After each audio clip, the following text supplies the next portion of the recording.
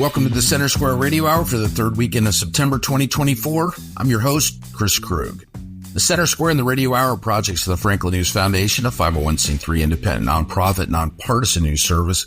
Established in 2019, the Center Square Newswire publishes original taxpayer-centric straight news, focusing on the size, scope, and effectiveness of local, state, and federal government. On the Center Square Radio Hour, our journalists explore their top stories, adding insight to the headlines. We'll also present thoughts on the economy from Dr. Orphe Divounguy, PhD economist, and bring you the latest in K-12 education news for our Franklin News Foundation's Chalkboard News team. Today, we'll look at this week's presidential debate. We'll hear about what went under-discussed at the debate, specifically energy, and we'll reflect on the anniversary of 9/11. We'll be right back with all that and more in the Center Square Radio Hour. Are you tired of news that puts politics over people? At the nonprofit Franklin News Foundation, we believe in putting people over politics by delivering nonpartisan news and audio content that serves you, the American taxpayer. With Franklin News Foundation, you can read fact-based, state-focused news for free at thecentersquare.com. You can listen to civil, balanced conversations between policy experts through our podcast network at americastalking.com. Or you can get in-depth news on K-12 education spending, curriculum, and school safety at chalkboardnews.com. It's all free through Franklin, where we put you, the American taxpayer, first in every story, episode, and conversation. And it's only possible through our supporters. Together, we can produce content that puts people over politics and brings Americans the news they deserve. Become a supporter today at franklinnews.org/donate. Once again, that's franklinnews.org/donate. Welcome back to the Center Square Radio Hour. I'm Chris Krug. With more on the presidential debate, it's Dan McCaleb. Vice President Kamala Harris and former President Donald Trump held their first and apparently last debate of the campaign season this week in Philadelphia. 67 million people tuned in. Joining me to discuss the debate is Casey Harper, Washington, D.C. Bureau Chief for the Center Square. Casey, you watched the debate, as did I. What were your takeaways? Yeah, I mean, this was a crucial debate this week, Dan. There's millions of viewers, not in person, of course, where no attendees were allowed, but online and then a handful on ABC as well. I think that this debate was overall a net loss for Trump. Watching the debate, it seemed like nearly a tie, but in the aftermath and Trump's reaction to it, I think it's a small loss, not a major loss, not a death blow to his campaign in the way that Biden's last debate against Trump was. Of course, not that long ago, Trump ended President Joe Biden's reelection hopes in that debate. But this time around, Kamala seemed very well prepared. I talked to a Republican strategist who made that point, that she seemed well prepared. And even though he doesn't agree that her policies would really help the nation, she came off well. And I think, one way she was able to do that, Dan, is she baited Trump into getting distracted a little bit. She brought up the rallies. She talked about January 6th and race and all these different things, topics that, Trump's not as good on. He doesn't come across with as strong of a messenger as he does on things like the border. I mean, Trump did a good job of bringing things back to the border repeatedly, but even then he got a little distracted talking about the pets being eaten. And I understand that story is not, totally debunked as some liberal media would like to make it out to be. I think the jury is still out on what's actually happening in Springfield and other communities with these Haitian migrants. Time will tell. But, he was distracted. He didn't come across as the same authoritative, poised messenger that he did against Biden. He was less disciplined, and Harris was able kind of just to provoke him into getting off message. But she didn't do too well herself. I mean, she wasn't really able to defend any of her big issues. I mean, she's changed her stance on some major policy issues, Dan.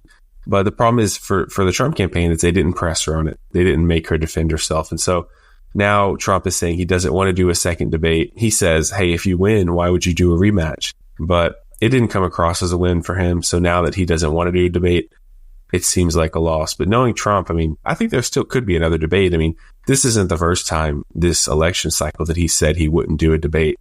He said initially he wouldn't do the ABC debate, but he ended up doing it. So maybe he will. Harris's camp said they want another debate.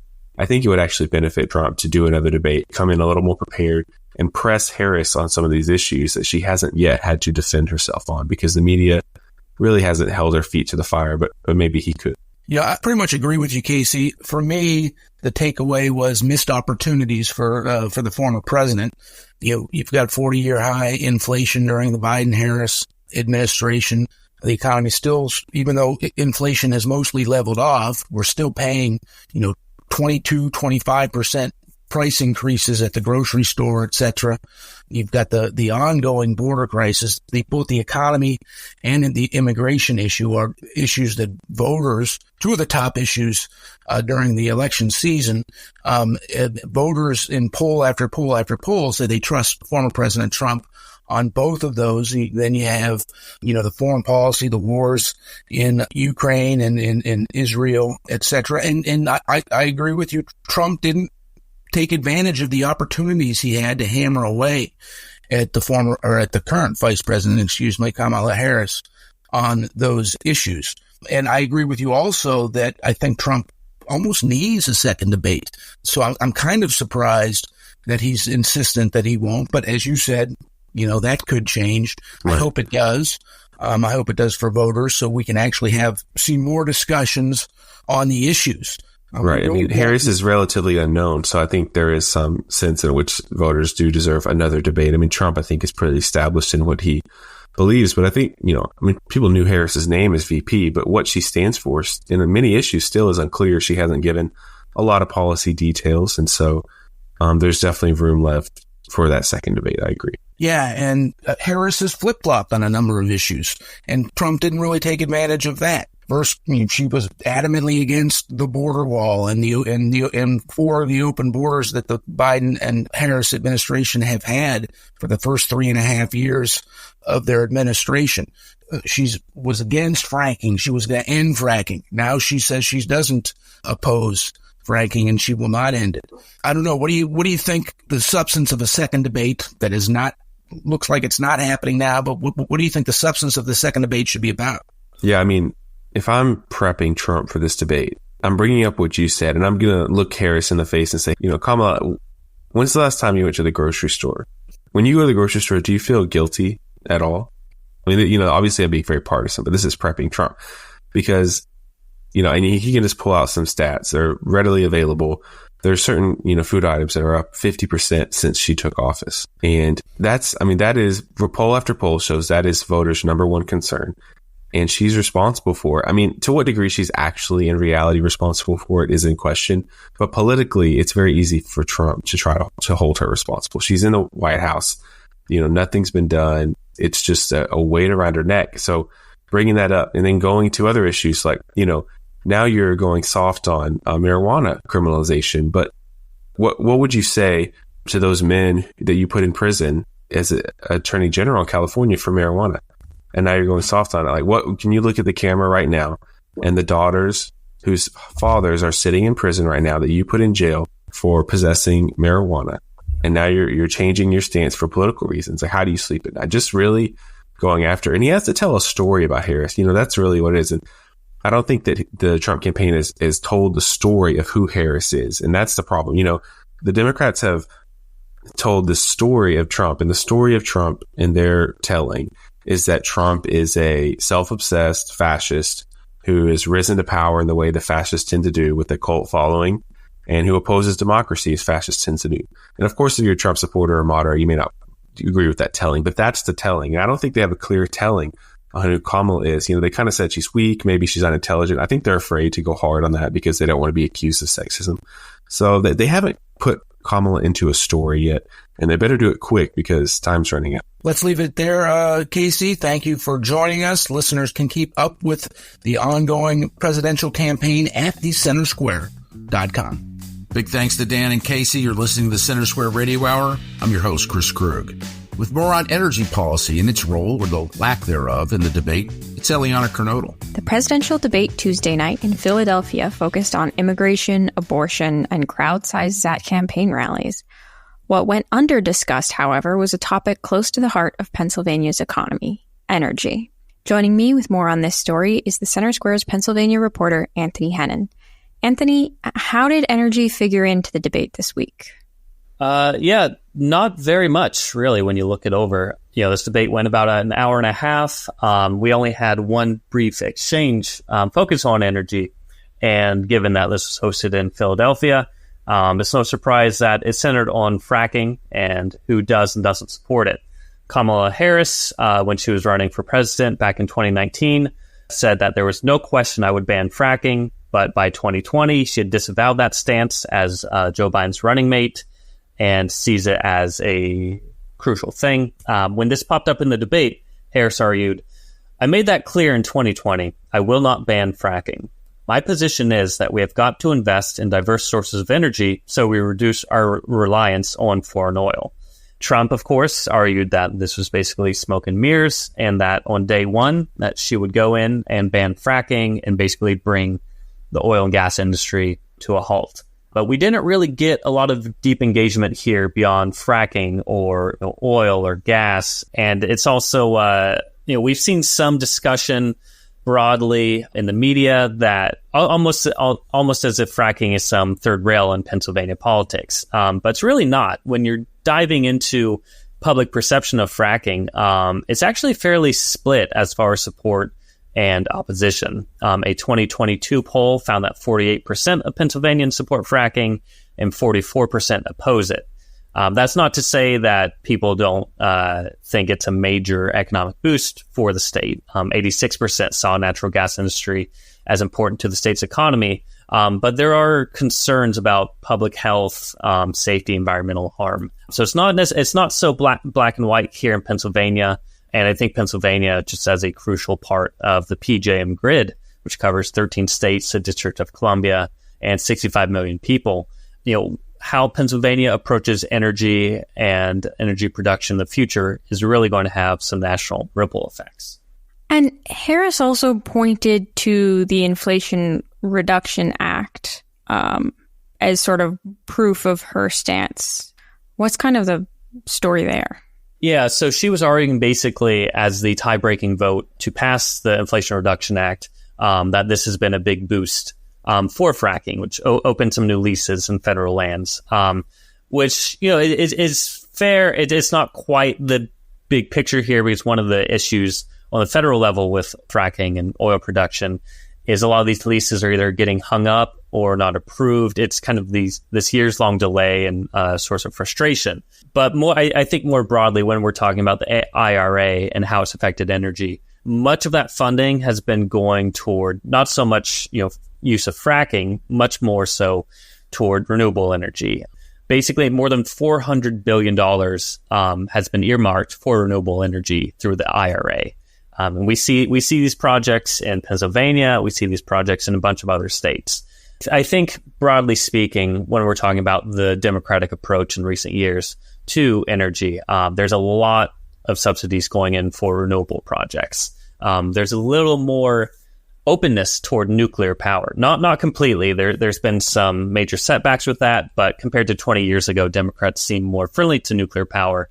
But there's also a little less opposition to fossil fuels. Maybe not so in the rhetoric, but I think there is a pragmatic angle here, as we've seen with the Biden administration, of they may not favor oil and natural gas. Some state legislatures are looking to either potentially put in some bans or limit it in some ways.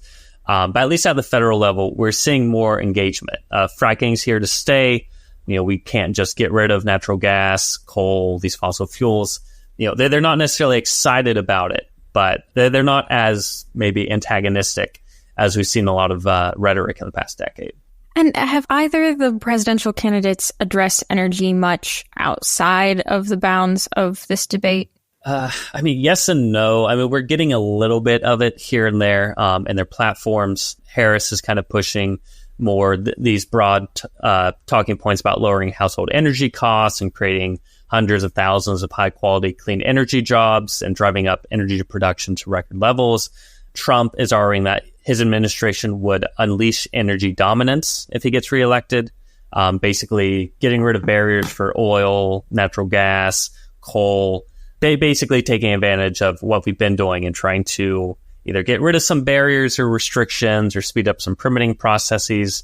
But it's hard to say, how much of this is political rhetoric versus how much of this will be an actual priority. And one of the big problems we see with energy, with electricity, with grid stability, we've seen in recent years blackouts and brownouts in California. We've seen the failure of the energy grid in Texas a few winters ago. And this all kind of belies, as renewable energy grows, the grid becomes less stable because these are intermittent sources of energy. We see a lot of interest growing in nuclear energy or in battery storage to make sure that when we do have wind and solar power, we can store that and then use it when those sources die down.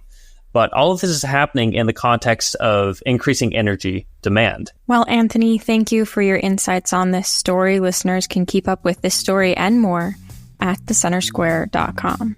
Thank you, Eliana and Anthony. You've been listening to the Center Square Radio Hour. I'm your host, Chris Krug. With more on the anniversary of 9/11, let's now go back to Dan McCaleb. Americans across the country commemorated the 23rd anniversary of the September 11, 2001 terrorist attacks that killed 2,977 people.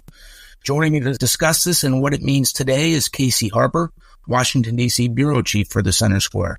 Casey, let's start with the commemoration. You're much younger than I am. What are your memories of that tragic day?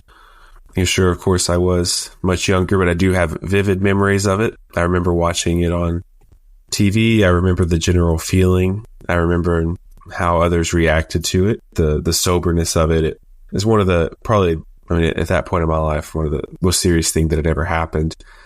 And it was kind of you got a lot older in a day, I think. I was still in grade school, but you had this sense of unity. I remember that. Of course, it was tragic, and I'd never seen anything like what happened to the towers and the Pentagon before. But there was a sense of national unity afterwards that I had never experienced either. And I don't think we've experienced since, Dan, but a sense of where we were all Americans, where we all cared for one another. People were more friendly, more people were in church. People were much more patriotic. The radio stations were not talking about, gossip or negativity. They all had kind of a unified tone and were playing more hopeful music. It was just kind of a surreal time. And then, of course, the war came soon after that, and that has all its own story to it. But it's a day of tragedy that led to a time of unity after that we really haven't seen since. Yeah, agreed with you. I was in the news business at the time, editor of the newspaper in Indiana, but I happened to be on vacation that day, or that entire week. Well, until September 11th happened. My wife and I had our 9-month-old son, our firstborn. We were in Cleveland the night before, September 10th. We took our son to his first baseball game, the Cleveland Indians. The next morning, my wife and I were in the hotel getting ready to pack up and head back when we heard the news, turned on the TV, watched probably the first hour of it in the hotel room, and then got in our car and listened on the radio the whole drive back. And surreal is really the only term I can think of. It was a long drive back and a quiet drive back as we listened to the news on the radio. 23 years later, we still commemorate that day. Remember the victims, nearly 3,000 of them. Of course, you mentioned we got into 2 different wars over 9/11. Just got out of Afghanistan a couple years ago. Unfortunately, that was tragic. Our exiting of Afghanistan, several military members and others were killed in the chaotic withdrawal from Afghanistan. And now today, with the ongoing border crisis, many national security experts, former Border Patrol chiefs, are telling us that the country isn't any safer than it was on, September 1st, 2001. More than 12 million people have illegally entered the country.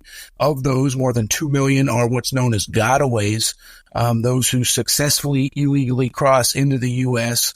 without being apprehended, without being arrested. And we don't know who they are or where they are. We do know that more than 1,000 individuals on the terrorist watch list have been apprehended entering the country. But what we don't know is how many of those gotaways were or are on the terror watch list. Our Bethany Blankley, a border correspondent, wrote a story this week talking to 3 separate national security experts about it and their concerns. What are your thoughts? Yeah, a theme after 9/11 became American safety. There's a real sense in which we never thought anything like this could have happened. And we were totally unprepared for when it did happen. And even the response, so many firefighters and first responders were killed trying to help. And even, it wasn't just the Twin Towers. It was, the Pentagon, which is the symbol of American defense and the defense, infrastructure. And if they can hit the Pentagon, who is safe? So there's a real question about what is safety in the U.S. And so you saw the TSA, for example, crop up after that. And, the experience at the airport became much more laborious and security focused. You're taking off your shoes. There was a time before that. People may not remember, but there was a time when going to the airport was like getting on the bus or something, getting on the train, but no longer. And then, of course, widespread surveillance of Americans began after this in the name of safety, and the controversy over that, the ability for phones, which cell phones were really coming into their own at that point, and there was no iPhones, but they followed soon after. And there was just a sense that maybe widespread security was necessary, or surveillance, at least at some level, could be justified for American security. So we've been in this ongoing conversation about security, but recently that conversation has died down and other political themes have followed. And it's kind of led to this weird juxtaposition of things that are really oxymoronic. For instance, we've given the government power to monitor your cell phone at will. We know they can do that even if it's turned off. So they can and do spy on Americans in the name of security. And yet the southern border is totally unprotected and wide open, right? We have to go through extensive lines and take off our shoes to get on airplanes. But anyone from any country can simply walk across the southern border, and they do to the tunes of millions right now. And so, we're busing in or flying in people from like these Haitians that have been flown into the Midwest by the thousands into communities and seeing, the consequences of that. So, American safety is in a new stage, or even, some of these overseas wars.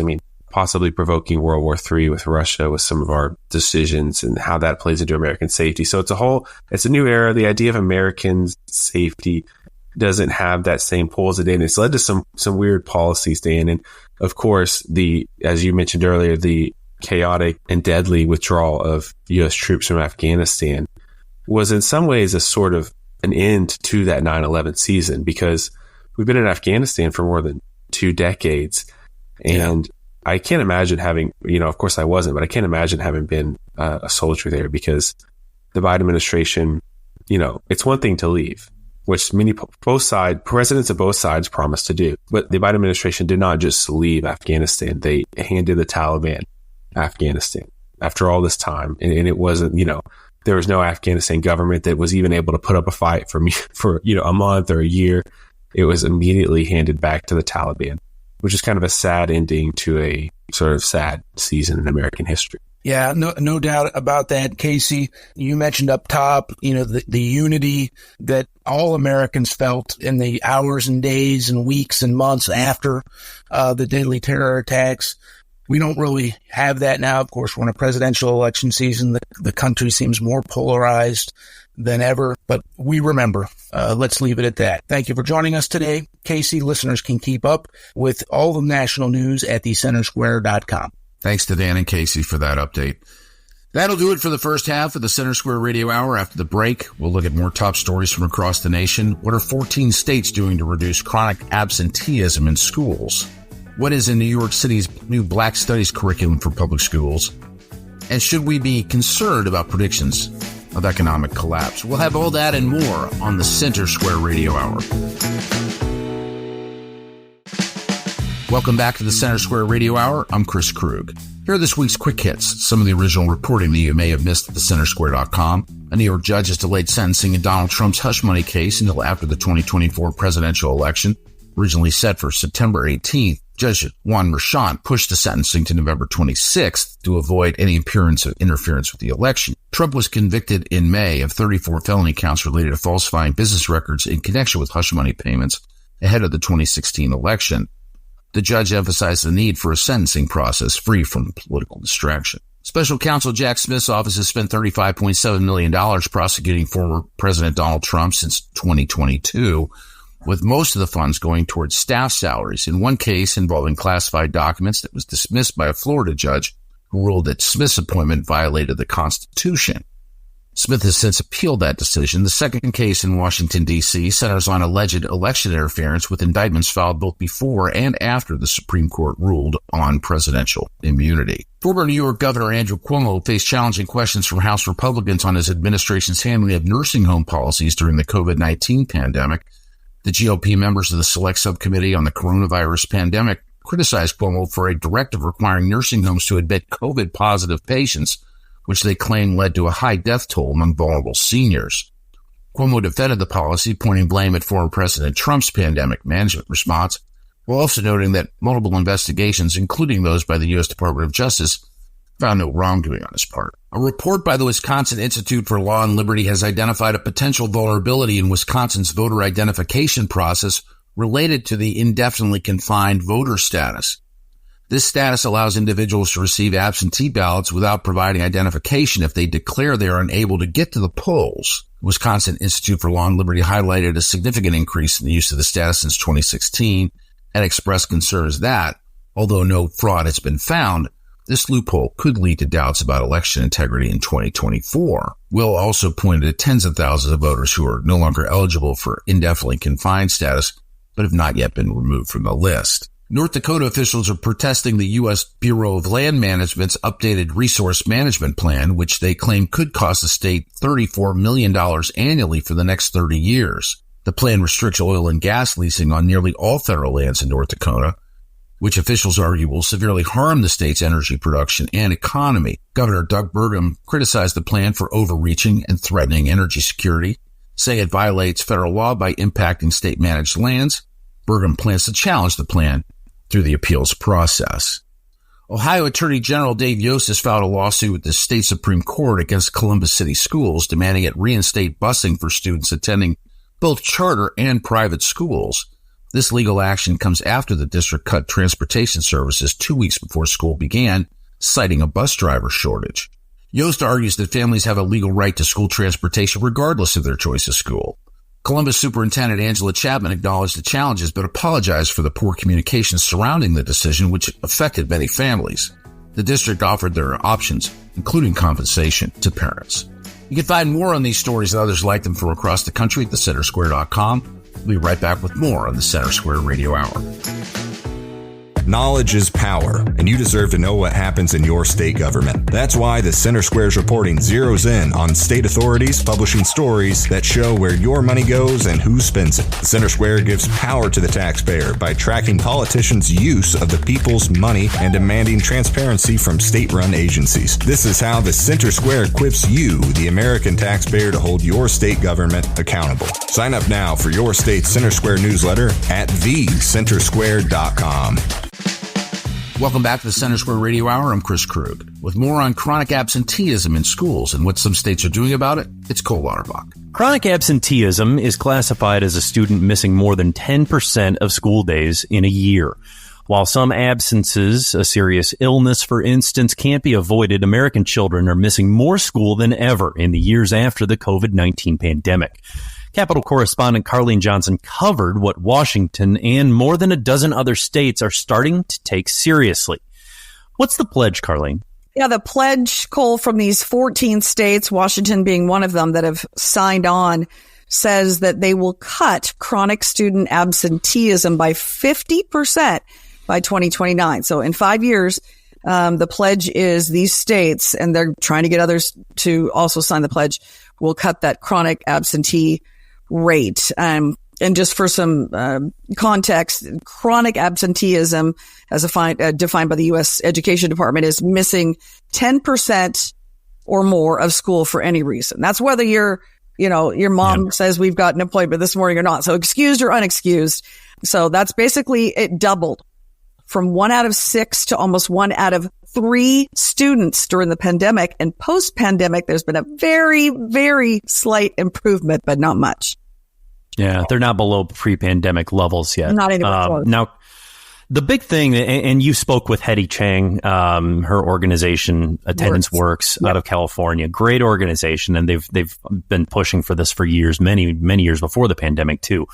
One thing that they note is that chronic absenteeism affects overall student progress in terms of when the student is not there in the class learning, even if they're making up the homework, testing and progress reports have shown that there's a marked drop in the students' learning if they cross that threshold into chronic absenteeism.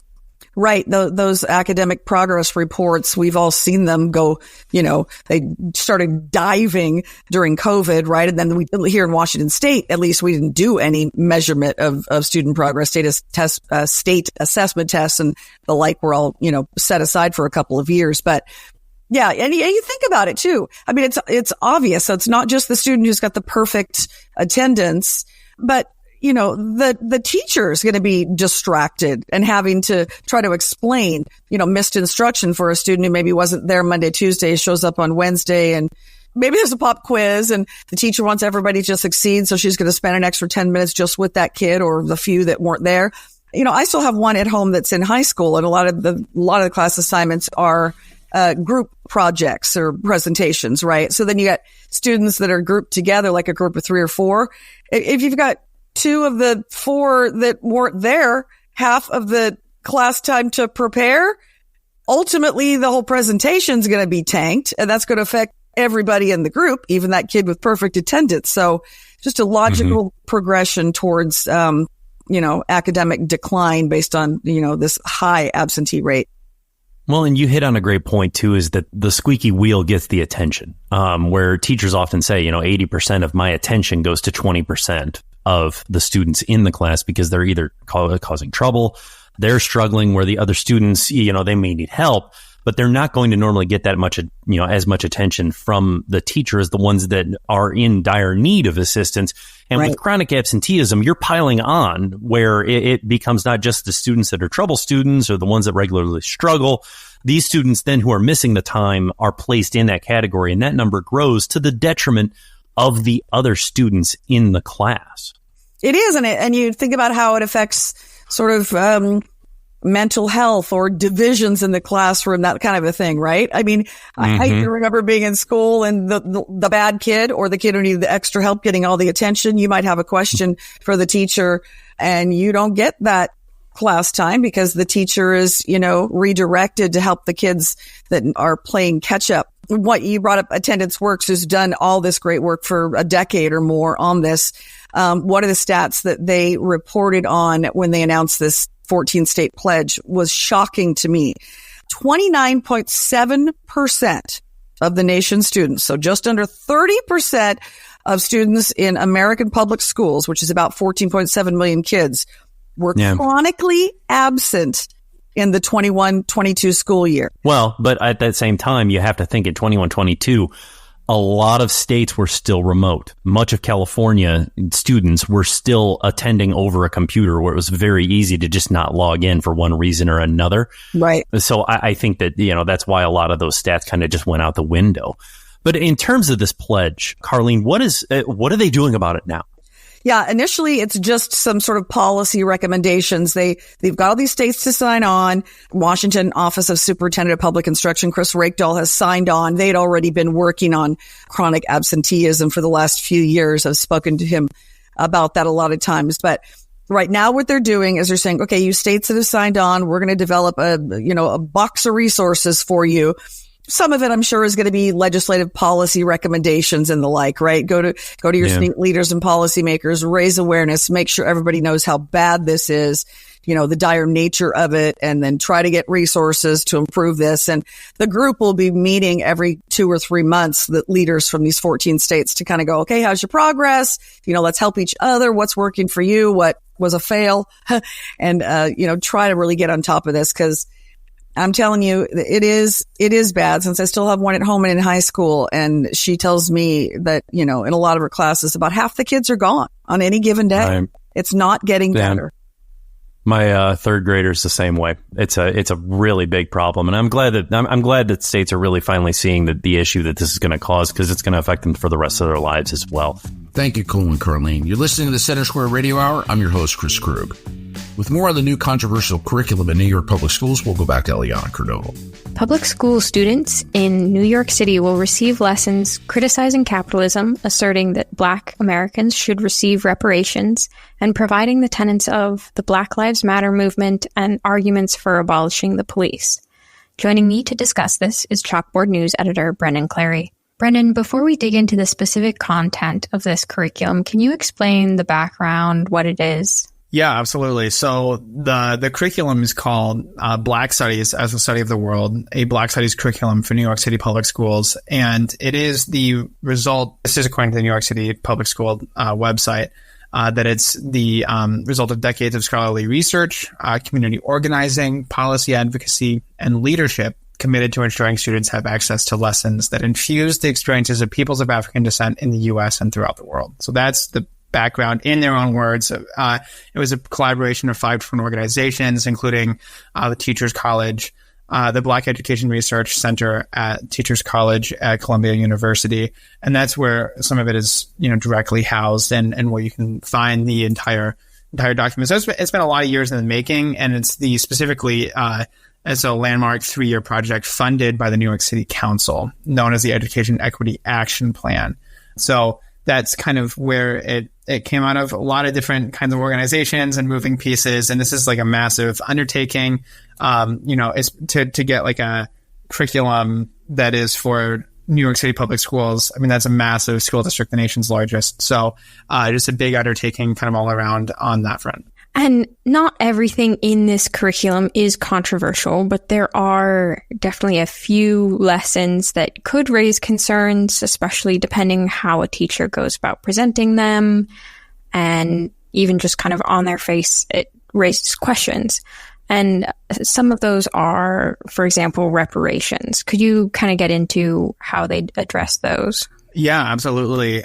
So one of the lessons for 11th graders specifically is about understanding the need for reparations, the curriculum says, through the historical system of debt peonage and its resurfaced form via student loan debt. So debt peonage, just a little explainer, and this is defined in the curriculum as well, is the system that replaced slavery in the American South.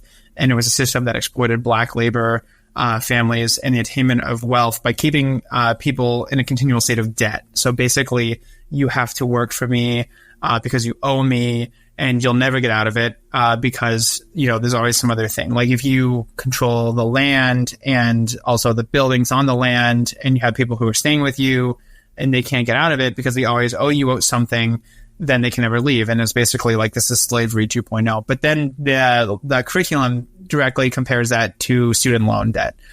So I think that you could have people say it's not quite the same. You can choose to go to college or not. But that might be controversial there. And it also said that it shows up, that system of debt peonage shows up in various contemporary systems. And this is a quote from the curriculum in the United States today, like, quote, systems of incarceration, student loan debt, and housing. So it's directly connecting those to like this system that came after slavery in the American South. And how does the curriculum present police reform, including calls to defund or abolish the police? Yeah, so that's another great question. Again, this is to 11th grade students, and basically they has them read an article from Vox. It's an explainer piece, and basically goes over the different sorts of methods for police reform. So there's a camp that says we should reform the police. There's another camp that says we should defund the police. And then there is an abolish the police faction that take that defunding even further, right? So this kind of goes back to George Floyd protests, like in the aftermath of George Floyd. I think a lot of people said we need to do something. And then, you had these different factions of like, do you reform police departments, and how far do you go with that? Like, what kinds of protocols do you put in place to try to prevent, police brutality? And then you had people calling for defunding the police and saying we need to remove, disinvest from the police department and put that money somewhere else. And then you had people saying we need to abolish the police completely, like get rid of all cops. And, if we divert all of that money toward policing, toward, community services, then we won't have any crime at all. And so that is essentially the abolishing. And so it goes through there. And then it goes through those different stations. Students are supposed to go around the room and learn about abolishing the police and defunding the police. And then I think they have to do an activity where they pick one, should they reform or defund or abolish the police? And then ask the question, are Black communities policed differently than other communities in the United States? Should we reform, defund, or abolish policing in our communities? So asking the questions, and the curriculum never says like students shall consider defunding or like abolishing the police departments, but putting it on those kinds of footings with reform is just, I think, something that might raise eyebrows, might have people asking like, do we want our kids to be receiving from a teacher, an understanding that like abolishing the police is something that, is up there with reforming police departments. It's a very interesting sort of thing. I haven't seen a lot of curriculums kind of exploring this topic. And what roles do Vice President Kamala Harris and former President Donald Trump play in the curriculum? Yeah, that's a great question. So for 12th graders, there is an activity where there's like a meet and greet for what they call Black heroes, like heroes who are female. So, Black female leaders, in the fight for American democracy. That's a quote from the curriculum. And essentially it's a mixer, like a role play mixer where you create like you get a biography for your character. And one of those is Kamala Harris, the vice president who is, the Democratic nominee for president this fall, and she's up there with a lot of other different political like activists who are black women, current and like former like historical figures as well. And so the activity for students is to discuss their character with other characters and sort of like learn from each other about like in that sort of role play meet and greet activity in class.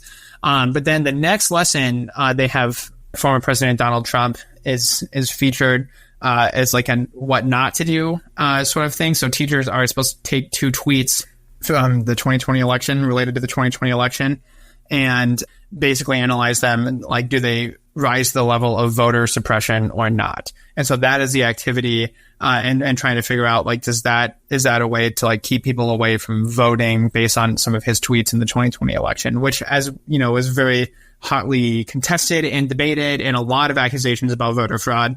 But, kind of the only mention I think of former President Donald Trump is in that sort of voter suppression. Like, did it rise to the level of that or not? Well, Brendan, thank you for your insights on this story. Listeners can keep up with this story and more at chalkboardnews.com. Thanks to Eliana and Brendan for that update. You're listening to the Center Square Radio Hour. I'm your host, Chris Krug.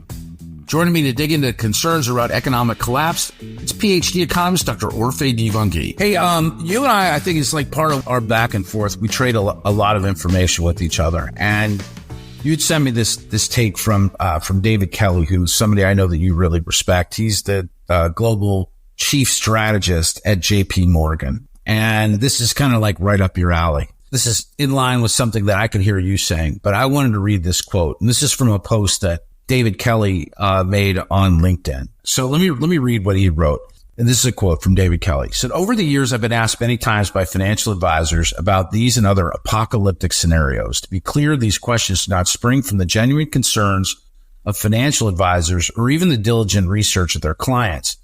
Rather, they arise because investors are on the receiving end of messages from prophets of doom delivered online via radio shows or in person. These soothsayers make a living from hoarsely barking out assertions of disaster without any proof or any academically sound investigation. The tell, of course, comes in the pitch at the end. Because of the imminent disaster, you should sell all of your assets and buy gold or Bitcoin or canned goods and ammunition. And luckily, they just happen to have gold and Bitcoin and a moderate supply of canned goods and ammunition in their shed out back." It is fascinating what turns the wheels in economic news media. And you and I talk about this. I mean, with some of the things that I don't know that either are unsettling when you read the headline, but then are sort of, not to say comical, but not terribly credible once you actually listen to what the heart or the meat of the program might be. And he kind of used your line. The Prophets of Doom. I thought that was a Dr. O original. I think everybody loves that, right? I mean, it's just, but it's okay. It's totally okay because he used it well. He used it well. That's right. He basically says like the demographic doom is not coming. The size of the debt, right? The debt threat, which by the way, he kind of downplays it a little bit. I wouldn't downplay it. It is an issue. Oh, and it's real. It's a real issue. It's real. But it's nowhere near going to cause a collapse of the U.S. economy before we do anything about our entitlements. And then the role of the dollar, you hear about that all the time. You're like, look, people still have, first of all, people still have appetite for U.S. treasuries and U.S. debt. Right. And ultimately, of all the economies in the world, the U.S. is the one that emerged as doing better. Yeah. And so, I mean, the dollar continues to remain, the currency of choice, for most people around the world. And so anyway, when it comes to the position of the dollar and it comes to the debt crisis that's coming, I don't see anything that will undo the U.S. economy's position in the world. And I think he makes it pretty clear in that article. One thing that sort of dawned on me, in the last couple of days, and, I think a lot of people consume the news by headline ingestion, and they don't bother to read the stories. I mean, because they don't have time or they are not making the time or whatever. I haven't heard a whole lot about the BRICS countries lately and the quote unquote BRICS economy. Why is that? Well, I mean, because they're relatively small and there's no real economy to challenge the U.S. position. And even the ones that are big, they're just weaker. They're not, we're at full employment, man. And we're constrained by population growth. Yeah. Okay. Productivity is on the rise. Employment growth is constrained by population growth in the U.S. It's not because we're not creating jobs because we don't, no, actually we have to slow down our economy. All the other central banks have been cutting already, started their cutting cycles. We haven't. Because we have to slow down. We literally have to slow down our economy. I can't believe I'm saying that, but we have to. Yeah. We have to put the brakes on it. So, I mean, our position is we're in a pretty good place. I do lament somewhat the fact that we don't invest in our infrastructure and investing in our future. I think that's something that we need to talk about. We need to invest in our future. And that means investments in infrastructure, changing the way our dollars flow to the classroom, right? Changing the way we fund our education system. I think that's what's missing, essentially. That's a whole separate conversation. Because the question really is, how long can we stay in that position for? Thank you for joining us, Dr. O. That'll do it for another week of the Center Square Radio Hour. The Center Square Radio Hour is a production of America's Talking Network, produced by Eliana Kernodle. If you missed some of today's show, you can find it at americastalking.com. I'm Chris Krug, and on behalf of everyone at Franklin News Foundation, thank you for listening to the Center Square Radio Hour.